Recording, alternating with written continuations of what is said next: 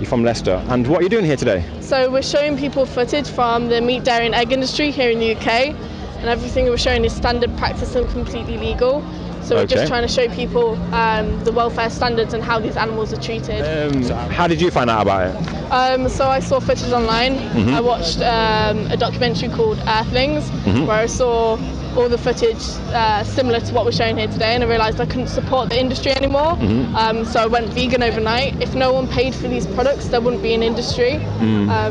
So it's supply and demand, and it's what we pay for. Yeah, good point. I mean, in terms of making this process more humane or more animal friendly, is there any way that you would suggest? I mean, obviously we would all like to have free range, animals everywhere, and living naturally.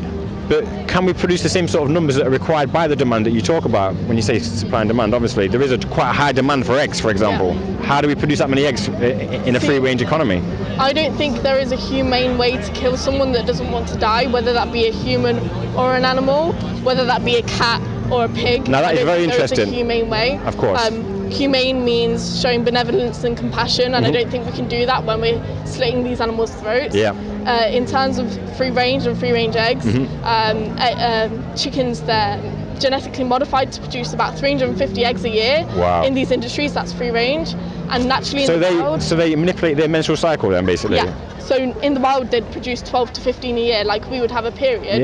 So it's incredibly painful for these animals to produce that. And I don't see that as high welfare, treating animals as commodities. Transgress into further mutations with our diet and our ecosystem ourselves.